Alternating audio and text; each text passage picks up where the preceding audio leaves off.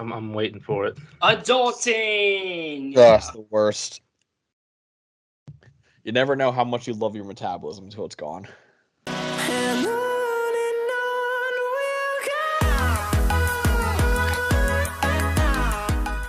Welcome to another episode of Boom or Bust, the draft show. Max Chadwick alongside Nick Merriam and Donny Clemons. Our last positional rankings, our top 10 safeties in the 2022 NFL draft. Really, really good safety class. I'm excited for this video. This is a very This entire just defensive class, it's just ridiculous. I told these guys a long time ago, and you guys might remember in the cold opening back in the Kenny Pickett video. This is genuinely the best defensive class I've ever scouted. Ever. Yeah. It's definitely like that. And funny because last year, like I said before, it set the record. It set the record for first defensive player taken. J.C. Horn was the 8th overall pick, and he was the first defender taken. That was the latest ever that a first defender was taken. So this year's probably gonna be the latest at a first offensive player. I mean, I don't know. Kevin Quano might go 3rd, but still, I can't remember last time. Yeah, top two picks being defensive players. I got to go back for a while and see when the last time that happened. But these are our top 10 safeties in the 2022 NFL draft. Before we start the video, please like and subscribe to the channel. Turn on notifications. Be sure to follow our Twitter, Instagram, TikTok at Boom or Bust Draft. We're on YouTube and anywhere you get your podcasts. Check out the merch store. And this episode is presented to you by WinView, the best thing to happen to sports since fantasy. I used WinView all throughout the Masters tournament. It was Scotty Scheffler, I think, is going to end up winning the tournament. We were recording this on Sunday right now, and he was the world number 1. And I was like, you know what? I don't know too much about golf. I know he's number 1. I'm going to keep betting on him. And made me some money. So WinView, thank you for that. WinView is a new way to bet on sports because you don't have to bet on spreads, over-unders, money lines, or player props anymore. Now you can bet on singular events live during games. I bet on Scotty Scheffler getting a birdie on this hole. Won that bet. Did really well. So use it all the time. NBA playoffs are coming up. MLB is just starting. You're going to want to use this all the time because WinView is so, so cool. Will Steph Curry hit this three-pointer? Will Mike Trout hit a home run here, or will this at bat be a strikeout? You want to use it all the time. It's awesome. Make bets like these and more on the WinView app. Play for free for fun, or enter cash prize contests if you want to risk some money against other users. All you have to do is answer props before and during the game. All you have to do to sign up, click the link in our description or in our pinned comment below and become part of the new way to bet on sports today with WinView. So start our top 10 safeties in the 2022 draft. And Nick, our number 10 safety is a guy that you fell in love with. Yep. So my safety 8 on my board, number 103 overall, which is way higher than anyone I'm going to see. Wow. Markquese from Florida A&M. Took me until April 5th. I don't actually know when I first started watching him, but I've been watching him all week to find my guy in this draft. This is my guy now. Hell yeah. We had Rondale from the beginning of 2 years ago. It was 2 years of Rondale, and now we get 1 month of Markquese. We're all in. So this guy, the way I like to put it for him is it's set as a box player. I have no concerns as a box player. This guy, he is an unreal athlete. He's big. He can run. His 3-cone wasn't great on that one. I just kind of saw come up. It lowered his athletic score a little bit. We'll have to go back and look at the tape and kind of break down how that affects his game. But in terms of his ability to run and hit and anticipate, he is honestly better than some linebackers in this draft. Quite a few linebackers in this draft class, but he's not built that way. He's only 212 pounds, so he's not going to be just a box player. It's what he's going to do at other levels of the field. And I think something that was very interesting that happened in the NFLPA Collegiate Bowl, which is something that I believe they just created for historical African-American colleges. Florida A&M is one of those, so he played in it. He played corner in the All-Star game, and he was dominant. He was playing cover corner on the outside, and he was rotating all over the place. He's giving cushion, playing, man downfield. He's playing some press, and he was doing a really good job. It looked fluid. He looked like he belonged at corner. Now, obviously, a lower level of competition. That's not the Senior Bowl, but to me, as a project safety, which a lot of these mid-round picks kind of end up being that, you're looking at great athletes. This guy's ceiling to me is as high as you could possibly have if he can figure out the coverage thing. If you can figure out where to put him, I think he starts in the slot if you're going to end up playing him at any point. And other than that, excellent special teamer. That's where you have to be if you're going to get drafted in the 4th round. A lot of those guys, if they're not playing right off the bat, end up being special teamers. This guy's going to be an awesome special teamer because I really think he's a specimen of a player. Pops off the tape, and just has that ceiling to me to be a starting safety next level who could really impact. We talked last year about Divine Diablo and how like he could be like a Cam Chancellor type. And it's not going to happen because he's just a linebacker. And also he got drafted in the 3rd round because the hype got too much and he ended up rising up people's draft boards. But he's like a solid linebacker to start out in the NFL. This guy will not get drafted in the 3rd round, almost certainly. It probably won't get drafted in the 4th round either, which is what I would do. But I think this is kind of your sneaky athletic safety prospect who really could hit that Cam Chancellor type ceiling if he checks those boxes in coverage. Comparing people to Hall of Famers now, Nick? No, I'm kidding. Well, we've always been doing this with safeties. I mean, that's kind of yeah, we have. Yeah, that's true. Up next on our list, number 9, possibly the greatest name out of any player that we've done in top 10 videos, Smoke Monday from Auburn. You thinking of someone? Sauce Gardner. I don't know. Sauce Gardner. It's a nickname though, I guess. Smoke Monday is an actual name. Sauce Gardner or I don't know. Let us know in the comments. What's a better name, Sauce Gardner or Smoke Monday? I'm actually interested to see that. Actually, might put up a TikTok poll. I kind of want to see what people think about that. Storm Duck's not in this draft. Yeah. Kool-Aid McKinstry in a couple years, maybe. That could be fun. Remember Big Cat Bryan? What happened to him? Dakotas Crawford is a high school senior. He's coming in next year. That'll be fun. These names are getting out of control. But no, Smoke Monday. So what is his strengths? Literally everything that has nothing to do with coverage. Literally everything besides that. His zone coverage isn't great. His man coverage isn't great. His ball skills are not good, but he's probably the best tackler, maybe in this top 10. Fantastic tackler, secures tackles, has good form, doesn't miss them that often. This is your prototypical box safety who's going to be making all the tackles all around the field, kind of like a Budda Baker before Budda Baker got good in coverage, because when Budda Baker back in 2019 or 18, I'm going to say 2019, where he wasn't good in coverage, but his instincts and his tackling, it was just so good that made him a Pro Bowl safety. I mean, Budda Baker that year had 150 tackles, which is stupid for a safety, but that's kind of what you want Smoke Monday to do. You don't really want him up against tight ends or wide receivers or slot wide receivers, nothing like that. You want him in the box so he can make plays in the run game and possibly maybe QB spy as well. I think he's athletic enough to QB spy on quarterback. So that's what you're looking at for Smoke Monday. He's the 3rd round pick. I know people love the name, so I like the name too. I think it's fantastic. But once again, these names are getting out of control. Let's just calm down a little bit. But no, I do like Smoke Monday a lot. I love the names. Keep them going, honestly. All right, number 8 on our list is another guy who I think is pretty similar to Smoke Monday in a lot of ways. That is Bryan Cook. Not as cool of a name as Smoke Monday, but he's another guy who you want in the box. And I think that's his role in the NFL, is being a strong safety. He's 6'1" and 206 pounds. Didn't test at the combine or didn't test his pro day either, so no numbers that we have on Bryan Cook, but he's a very safe player. Like, he really does put the safe in safety in a lot of ways. I think he's really good in coverage in the box. He's a sound tackler, good in the run game. You don't want this guy covering in the slot. I think that's where you start to see some weaknesses for him. He's just a really good all-around player. Like I said, he's really good in the run game as a tackler as well.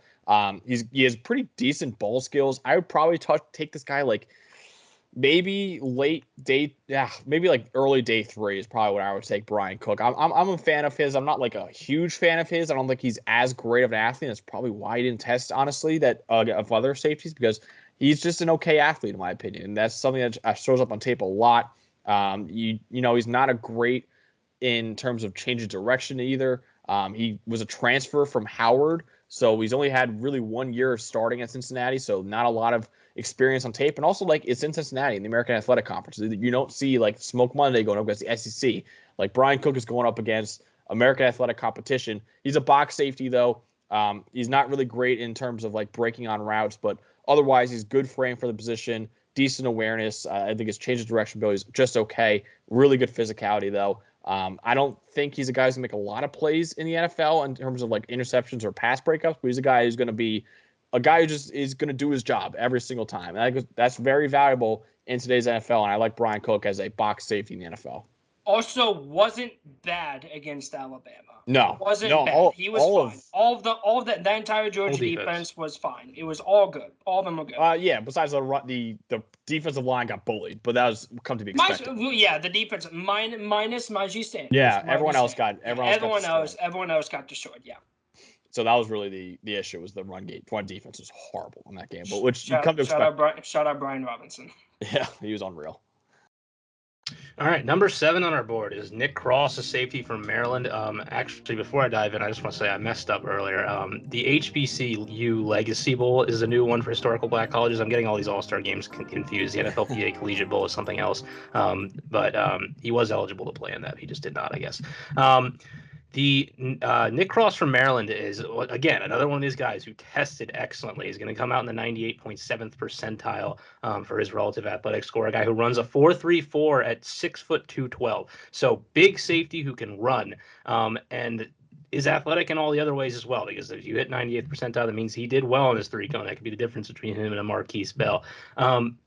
He's a cover safety, actually, and it's not really like the best part of his game. I think he more, again, with these bigger athletic safeties, like they kind of easily, the box play just easily comes to them because they can run and hit and they can come from depth, and it gives them, more acceleration into making tackles, which in terms of a tackler, by the way, this is a guy who notably does not wrap up consistently, and is something that is a little concern for me, but he is fluid in space, and he was playing a lot of 2-high and single high at Maryland, kind of in a similar role to what Kyle Hamilton did. Now, obviously, he wasn't as good of a player as Kyle Hamilton, but they trusted him to play on the back end in space and show his range. And honestly, he was pretty good. Like, he was a guy who I think showed his ability to deal with tight ends and man-to-man if he needed to. He's physical enough. He's able to run under a ball if it's going over his head and close on receivers.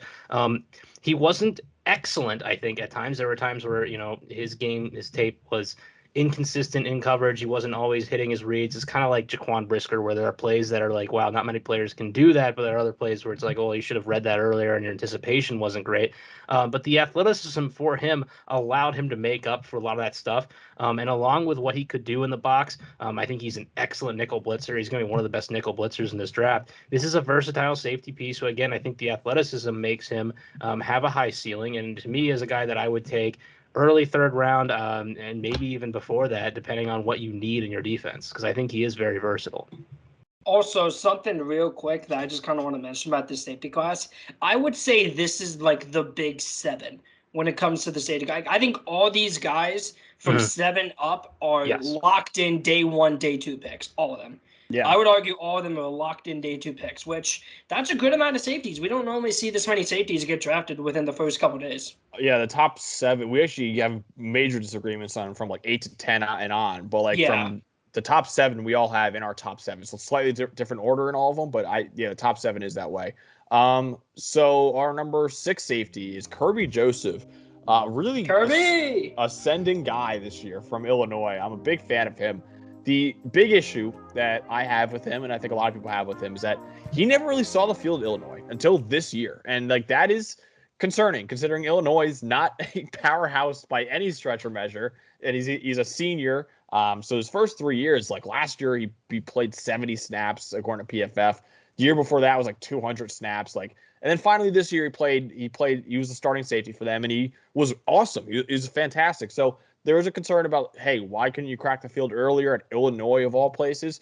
But when he was on the field, he was very, very good. I think he's such a fluid mover. He could flip his hips so well. Again, another guy who didn't test at the combine, or he did his jumps, which were actually pretty good, but he didn't run, didn't do any agility drills, so he didn't get a relative athletic score. But still, I think he's a pretty decent athlete. Maybe not the top end speed that you want for like a deep safety, which is I think the role for him in the NFL. You don't want this guy playing in the box. Even though he's a decent tackler, I think, you just don't want him playing, actually a really good tackler. You just don't want this guy playing near the line of scrimmage. I think you want this more in like maybe a 2-high scheme, which is where the NFL is kind of trending towards. And I think he could be one of those split field safeties in a 2-high scheme. He's an okay run defender. I think he's really, really good at free safety. I think he's one of the best free safeties in this draft. I love his tape at free safety. He's just more towards the line of scrimmage, and is that where I don't love him at. And I just don't think he's very experienced right now. And honestly, that could be a concern when you're a senior coming into this draft and you barely played before this year. And yes, your tape this year was fantastic, but at the same time, why didn't he play before this at a school like Illinois that's just not a very good football school right now? So we'll see what he does in the NFL. I think I would take him in that maybe 2nd or 3rd round range. He's a day 2 pick for sure for me. I'm a big fan of Kerby Joseph's tape this year, and honestly, it is a little concerning that he just couldn't crack the starting lineup at all in previous years. Illinois is a Big Ten school that is not good. We can all agree on that. Also, I didn't mention this. His ball skills are fantastic. Like he has tremendous ball skills too. Yep, agreed. Up next on the list, number 5, Jalen Pitre from Baylor. So Baylor used this guy in a lot of different ways. They used him pretty versatile. He was at slot corner. He was at safety. There's actually, it wasn't really a debate for us. Like, we all kind of agreed that he's a safety. But to the NFL, there is a debate on what is this guy? Is he a safety? Is he a slot corner? Is he both? Like, it's been a giant debate. I think he's a safety with slot corner versatility, but man only. I don't really think he's that great in zone. I think he's much better in man coverage in the slot than zone coverage in the slot. But like I said, this is your prototypical free safety who has good slot versatility, which those are harder to find, but there's also a guy above him on this list that we'll get to who I think is just a better version of him. But what does he lack? He lacks top-end speed, which is a little bit concerning when you're out in coverage. That's what some people have been questioning, the Kyle Hamilton, all this hate about him that's been going on recently. There's been a lot of question marks about him.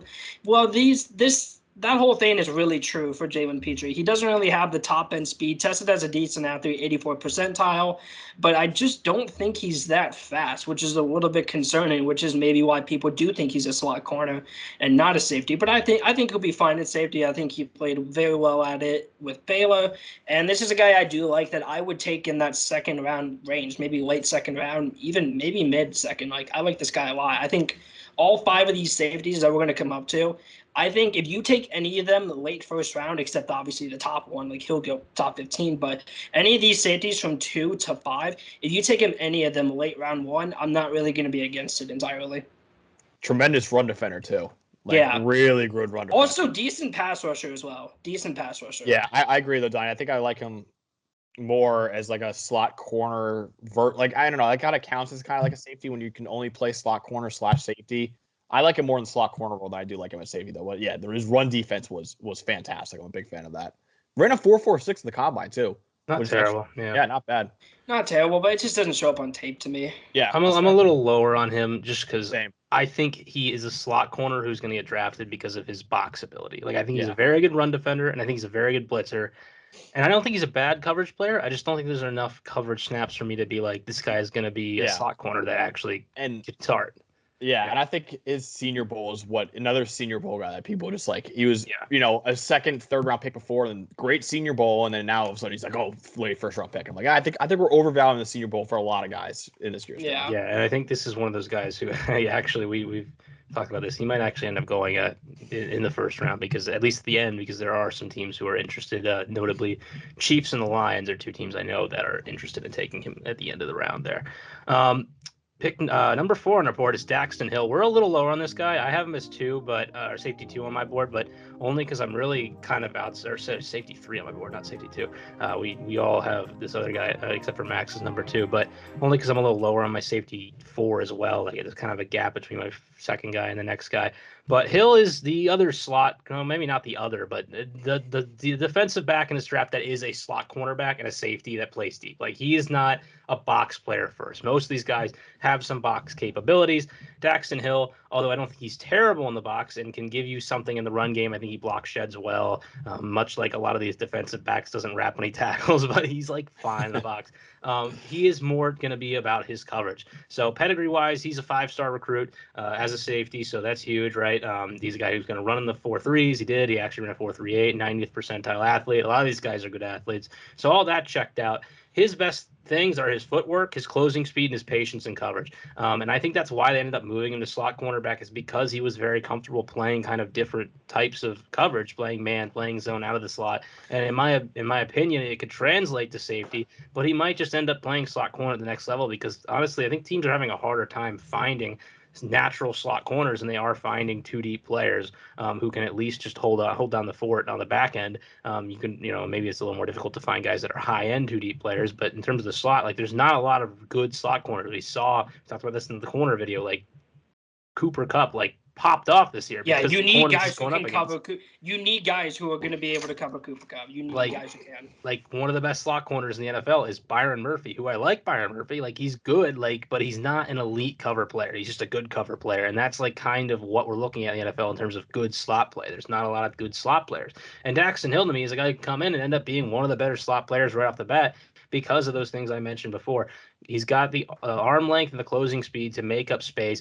He chops his feet when he's scanning. He's got great patience. He likes to fool QBs too. You see, he's one of these guys who can close one gap and then move into another and make the QB go from one read to another and still make a play on the other receiver that the quarterback moves to. There aren't a lot of guys that can do that well. And so for me, like last year, we were pretty high on Elijah Molden. I think he went like lower than we thought he would, and he ended up really helping out that Titans defense. Daxton Hill is that with plus athleticism, plus versatility, and plus pedigree at this point. And that's also, again, something that's going to have this guy in first round discussions. I don't know that I'd take him that high, but there are teams who will be considering him then. Also, I love the way he uses his eyes. I just love it. Like he like you said it, like he fools quarterbacks so much. I love it. And also, pedigree, 5-star recruit, which matters. Yes. Yeah. One guy eyes actually is one of the question marks I have for your number 3 safety. And that's Jaquan Brisker, the Penn State safety. I actually have a safety tier right now. I actually have a top 20 grade on him. Like I love no bias here, trust me, but I love Jaquan Brisker, dude. This guy he's been a stud. And I think I may be the high man on Jaquan Brisker among a lot of draft analysts just because I am, a Penn State fan. I've watched every game. And he's just a tremendous player. Like, he just does his job so well. He doesn't mess up ever. He was a JUCO transfer, actually, to go to Penn State. And he's been at Penn State for 3 years. And he has been phenomenal at Penn State ever since he joined them. And he's been, he's a 5th-year senior, so obviously there is a question mark there. With age, but tested out 91st percentile athlete. I think he's such a versatile player. Like you could play this guy at safety, free safety, slot corner, in the box, anywhere, and you'll succeed. Because he succeeded everywhere at Penn State. He's really, really good in terms of his instincts, I think, as well. At times, he's an explosive athlete, like way better tester than I thought he was. A 4.49 40, which is very, very good. Put up 22 reps on the bench as well. He's like, I think you want this guy more in the box than the slot. You don't want him as a free safety because his flipping his hips was an issue for him at free safety at times. And I don't think you want him playing towards the back end of the defense. I don't think you want him more towards the line of scrimmage. But another issue I had is sometimes his reaction time could be a little late at times. Like his eyes, he's watching the quarterback a lot on plays and not really scanning the field as much, which can lead to some issues, but it's not a lot of them. Like it's tough really finding weaknesses, I think, in Jaquan Brisker's game just because he hasn't really screwed up that much at Penn State. Like he's just done his job at a very, very high level, and I'm such a big fan of him. And the comp I had, I promise you I'm not helmet scouting when I do this, but really the comp I had was Adrian Amos, another Penn State safety who just was such an underrated player, went on like day 3 of the draft, I believe, and has been one of the better safeties in the NFL. It just doesn't really get that much love. And Jaquan Brisker, I think, is another guy just not getting that much love in this draft process right now. I think he is a first-round pick. I know you guys probably might disagree with me, but he has just been a guy who just does his job at such a high level and is tested out as a good enough athlete. There's really no glaring weaknesses in his game. He's a really good run defender, really physical player. Really great motor, too. Like, he's always going all out every single play. There's a play against Ohio State where Travion Henderson broke off like a 70-yard, looked like a 70-yard touchdown run, and Brisker chased him down and tackled him at the 2-yard line. And, they scored 2 plays later, but still, like, that's the kind of hustle that you want from your safety, and he's got the athleticism to do it, too. And I don't know. I love Jaquan Brisker. I think he's going to be a very, very good safety. Will he be a superstar? Maybe not, but I think he'll be a very, very good safety over his career in the NFL and might have like an underrated career like Adrian Amos. And I don't know. I'm a huge fan of Jaquan Brisker, and I'd take him in the top 20. I had a top 25 grade on him at one point earlier this year, and a big part of that was his ability to read out of too high in coverage, in which early in the year he was doing a very good job of anticipating and making those reads, and it was a worry for me coming into the year.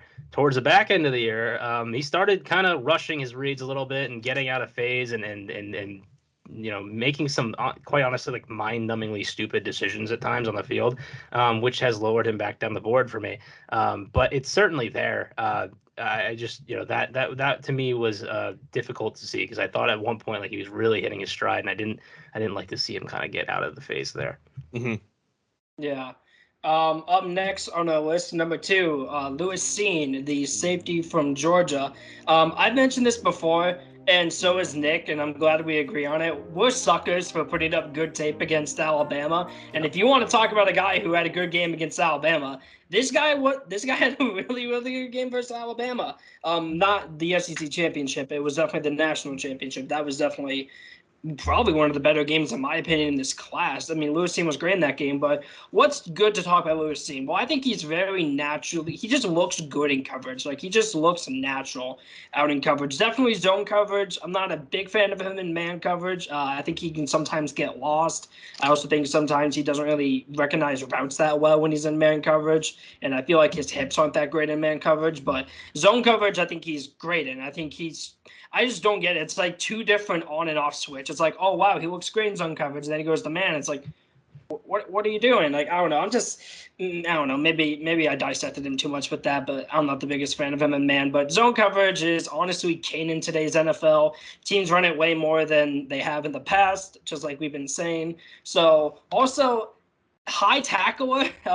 This guy's tackling form is not good. I just want to go and say that real quick, because there's a lot of good tackling safeties we're talking about on this list, and he is just not one of them. But he looks fluid in coverage. I think he's a decent run defender, and he was arguably, I'll go and say, the second best Georgia defensive player on that team behind Nakobe Dean. Is that fair to say? Up there, yeah. Devontae Wyatt too. Devontae Wyatt, like those were the top 3, I would say. Yeah, I would say it's Nakobe, I would say it's Cine, and I would say it's Devontae Wyatt, not Jordan Davis and Tremont Walker. Thanks, Daniel Jeremiah. But no, this is a guy who, if you take him late round 1, I'm not going to be against it. He looks good in coverage, high tackler, but that's something that can easily be fixed. I think he's decent in the run game. I think when he does go down the blitz, which from what I have seen doesn't happen too often, but when he does, he looks good doing it. I do like Lewis Cine. I have him as my second safety in this draft behind the clear number 1. Yeah, and he's a phenomenal athlete too, right? It wasn't like a 99th percentile. Yeah, the reason I didn't mention that, and I probably should have, I don't think he looks as fast on the field as he did at his combine. Yeah.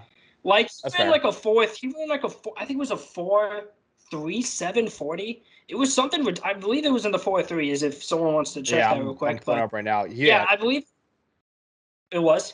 I think, hold on, we're 4.37, yeah.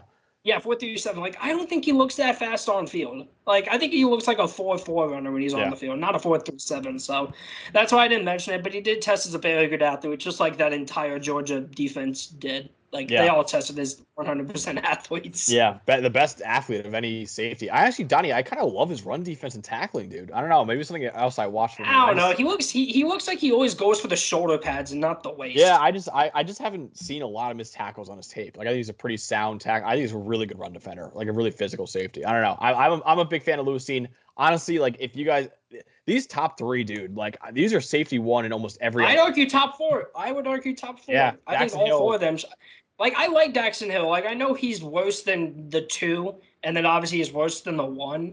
But he should be, in my opinion, in that conversation. Like, I think he is the clear 4th guy, because he's better than Jalen Pitre, in my opinion. Yeah, I agree with that. Like, I would say those 4 guys have an argument to be like safety 1 in almost a ton of other drafts that we've done in the past. Like, this is an all-time safety class.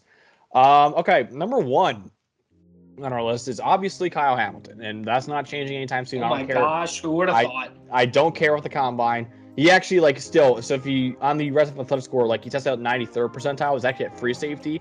Where I want him to be is at strong safety, which I've always said, and he's at 95th percentile. So we can, calm down a little bit on the Kyle Hamilton is athletic at all. And to take a little victory lap here, I said in our Kyle Hamilton scouting report, and now people are starting to come around on it, is that I don't like this guy that much at free safety. Like, I don't know if I want him on the back end of the defense. And now people are like, oh, I don't believe that at all. Like, I got some comments on YouTube that were not very happy with me when I said that. And now, like, people are coming around after the 4.7 40 time. He runs a 4.6, by the way. He ran a 4.59 at the combine. That's what he ran. But now people are coming around saying, "Oh, maybe I don't want him at the back end anymore." I'm like, "Yeah, that's what I said. Like that's what I saw on tape too." So I'm a big fan of Kyle Hamilton. Obviously, he's still a top 3 player in the draft. Like we can calm down. Still, I have him number 4. That's fair. Yeah, top 5 at least. Like he's gonna fall out of the top 10. Yeah. He might fall out of the top 10 at this point. I think his over/under is 8. Right to Washington. All these top prospects, we're just pushing them down the board for no reason. Like the only one that we can't push him down is Hutchinson. He's the only one out of these top prospects that we haven't been able to push down because he's the clear-cut number 1 pick, kind of like Trevor Lawrence was last year. Like we're pushing Kayvon down, we're pushing Stingley down, we're pushing Hamilton down, and we're pushing Linderbaum down. Like those are all just football-wise, like just football player. They are all in the top 5 in this draft as just football players, and we're pushing them down. Like Stingley and Hamilton will both probably fall out of the top 10. Kayvon might fall out of the top 5, and Linderbaum might fall out of the first round. Which all of those are a joke. Yeah, and I look, Hamilton is phenomenal. Like I love his game. He's been phenomenal at Notre Dame for 3 years now. I think Jaquan Brisker has been really good too, but he's been in school at least for 5 years. So like Kyle Hamilton is a true junior, which I think is also something to keep in mind with him. His frame, I mean, we mentioned this. You watch our Kyle Hamilton scouting report. We did a scouting report on him. His frame is unbelievable. Like 6'4", yeah, he's massive. 220 pounds. There's only, like I mentioned, only 2 safeties in the NFL that are 6'4". And neither of them are that good, honestly. But they're both on the Cowboys. They're both on the Cowboys. Like J-Ron Kerson's one of them was a corner. Yeah, and one of them was here. Yes, there might be someone else then because I wasn't. Yeah, but yeah. No. Mukuamu became a safety, but he's a corner in college, and they turned him into safety. Yeah. You know, he's a 6th round pick. So when you're a 6th round pick, like they could change your position, and you kind of just have to be like, all right, sure. Mm-hmm. Can I have a little single high discussion right now because I think it's relevant because like personally like. The team that he's getting mocked to the most now, like actually is Washington. Like no joke. Like out of most of the mocks online, Washington is where he's getting drafted at pick 11, which is ridiculous if he falls to 11. But if he's at 11, you can't possibly say no, right? They might. I don't know. I'm not going to say that they will take him for certain, but I would certainly. And a lot of fans, I think, were against that because we need like a single high cover guy, which is what Bobby McCain is going to be coming back, and he's fine and like he's all right. But my real question mark here is like, all right, so let's say that Kyle Hamilton isn't a big improvement upon Bobby McCain as a single high player or any single high player throughout the league. Does it really matter that much? Like, is he that much worse? And even so, like he might be better even just because of what he is in terms of size and athleticism, because I think he's like not a great single high player, but he's fine. And then with the way the NFL is going today, with all these 2 high looks, I think he's a really good 2 high player. I think he's great in the box. You're going to get all of that out of him, which is fantastic. But if you're going to have him play single high, it's going to be like, I don't know, 7 snaps a game at most. Like, that's it. Like, who cares if you don't think he's a single high? I would still give him snaps to single high. And if he gets burned, like, right off the bat, and you obviously, like, can't play him there, sure, whatever. Make him a box player. Put him in the slot. Put him at 2. Put him literally anywhere else. There are so many places you can put safeties these days. You can play this guy at outside corner against tight ends, and it'd be like, all right, sure. Like, it's ridiculous that, like, this one thing that, like, really most safeties aren't even doing anymore. Like, there are, like, specific players who are getting signed just to play single high for, like, 10 snaps, whatever the teams use them for these days. It is just not a reason to have this guy fall out of the top 10, 15 of the draft at all.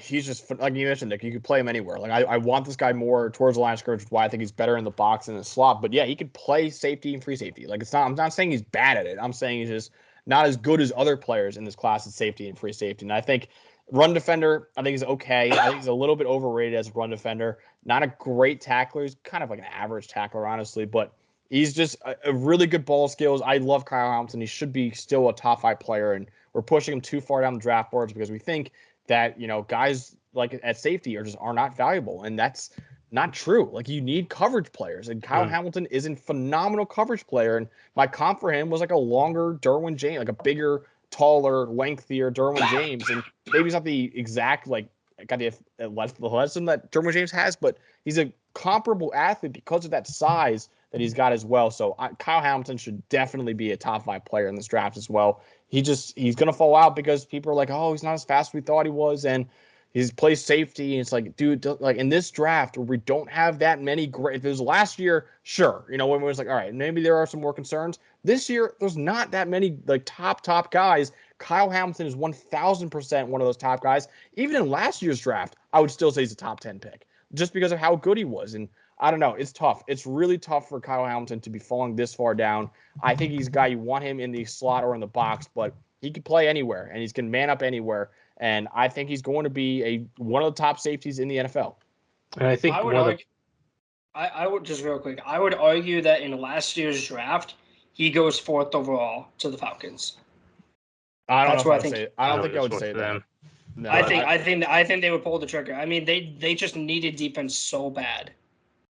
Yeah, I don't know. I think they pulled the trigger. Kyle Pitts, I think, had less concerns coming out, but. Well, yeah, but you need defense more than you needed Kyle Pitts at the time. Yeah, I mean, they probably knew they were getting rid of Julio at that point, so yeah. I don't know. That's fair. But, I mean, they need everything. They're kind of like, yeah. They're bad. They need quarterback, too. Yeah. I just looked it up because I was interested, because I think this is a benchmark for, like, if you're a big safety and you have to be able to cover. Faster 40 time in combine, because I forget the 4.7. You ran a 4.59 in the combine. Faster 40 time than Travis Kelce. Faster 3-cone than Travis Kelce. We're good. All right. Yeah. He can cover anyone. And he can play in the zone, or his man coverage, I think, is a little not great, but still, I think he's good enough in man coverage. Again, it's hard to poke a lot of holes in this guy's game, and he's still a generational safety prospect, so don't overthink Kyle Hamilton. He's phenomenal. But that's what we got on our top 10 safeties in the 2022 NFL Draft. Our last top 10 video. Don't worry, we still have more content. Still have more content before the draft actually comes up, so don't worry about that. But this is our last positional rankings video. Unfortunately, no punters and kickers. They didn't want to do it. I wanted to do it, but they didn't want to. Yeah. Matt Arcia will be the greatest special teamer of all time. Yeah, Matt Arcia is going to be really, really good. Yeah, that's what we got, though, on our top 10 safeties. So please follow our TikTok, Twitter, Instagram, @BoomerBustDraft. Subscribe below. Click the like button. Hit the notification button as well. You can also check us out on anywhere you get your podcasts and rate us 5 stars there. And check out the merch store as well. So for Nick, Merriam, and Donny Clemons, I'm Max Chadwick. Have a great night.